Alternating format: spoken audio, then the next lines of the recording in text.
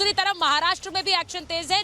देवेंद्र फडणवीस ने press conference कर महाराष्ट्र, क्योंकि महाराष्ट्र में एक डेंट एनडीए को रहा और बीजेपी को रहा, तो वो हार की जिम्मेदारी एक तरह से ले रहे हैं और ये भी कह रहे हैं कि पार्टी उन्हें जिम्मेदारी से मुक्त करे, यानी सीधा मतलब ये कि वो डेप्यूटी सीएम है, उप मुख्यमंत्री हैं, उस कार्यभार से उन्हें मुक्त किया जाए, जिससे कि वो आने वाले समय में होने वाले विधानसभा चुनावों की तैयारियों में लग सके। जरा सुनिए क्या कहा देवेंद्र फडणवीस ने। एक प्रकार से भारतीय जनता पार्टी की सारी जिम्मेदारी महाराष्ट्र में एक लीडर के रूप में मेरे ऊपर थी, तो ये जो हमारा महाराष्ट्र में डिबैकल हुआ है या जो हमें एक प्रकार से हार मिली है, हमारी सीटें कम हुई है, इसकी पूरी जिम्मेदारी ये मेरी है। मैं इस जिम्मेदारी को स्वीकारता हूँ। कहाँ कमियां रही है उसको पूरा करने की कोशिश करूँगा। मैं भागने वाला आदमी तो हूँ नहीं, और जोरों से मैदान में उतरूंगा और हमारी पूरी पार्टी को साथ में लेकर हम लोग वापस नई स्ट्रैटेजी तैयार करेंगे और नई स्ट्रैटेजी तैयार करके हम लोग जनता के बीच जाएंगे। जनता का जो विश्वास है उस विश्वास को हम लोग संपादित करेंगे।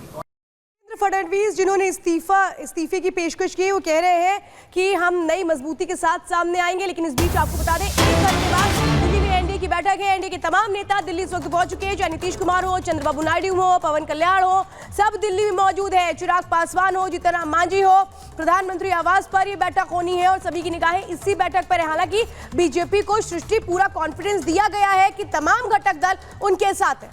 बिल्कुल, जैसा आपने कहा कि भरोसा यहां पर मिल चुका है, लेकिन बैठक की शुरुआत होगी 1 घंटे के बाद। सुचारिता हमारी सहयोगी लगातार हमारे साथ में बनी हुई हैं। सुचारिता, बेहद अहम है क्योंकि सबकी निगाहें अब नतीजों के बाद टिकी हुई हैं एनडीए की इस बड़ी बैठक पर। क्या कुछ जानकारी और?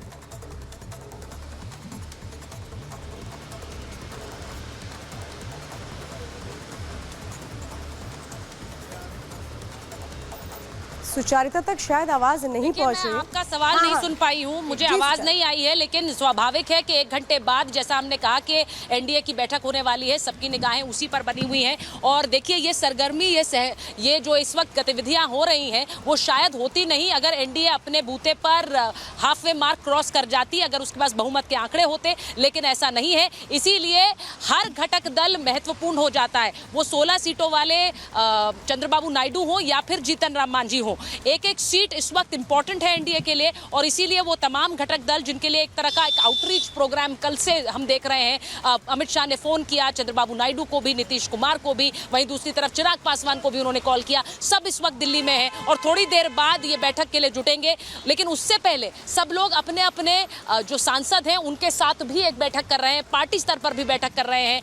बार बार सवाल नीतीश कुमार को लेकर उठ रहे हैं, चंद्रबाबू नायडू को लेकर उठ रहे हैं। कल ममता बनर्जी ने एक ऐसा बयान दे दिया जिसमें उन्होंने कहा कि नीतीश और नायडू को मैं अच्छी तरह से जानती हूं। ये बयान भी आ रहे हैं कि वो हमारे स्वाभाविक साथी हैं। ऐसे में इस तरह के बयानों से जो स्पेक्युलेशंस हैं, जो सवाल हैं, वो बहुत ज्यादा बढ़ जाते हैं। लेकिन नीतीश कुमार के साथ साथ चंद्रबाबू नायडू दोनों ने कहा है कि हम एनडीए के साथ हैं और एनडीए सरकार बनने जा रही है। ऐसे में जैसे आप लगातार बता रही हैं कि बेहद महत्वपूर्ण है और सभी घटक दल इसमें बहुत जरूरी हैं। हालांकि अगर बधाइयों के सिलसिले की बात करें, प्रधानमंत्री ने खुद इस जीत को ऐतिहासिक बताया और अब वैश्विक बधाइयां इस वक्त मिलती हुई नजर आ रही हैं भारतीय जनता पार्टी को। आपको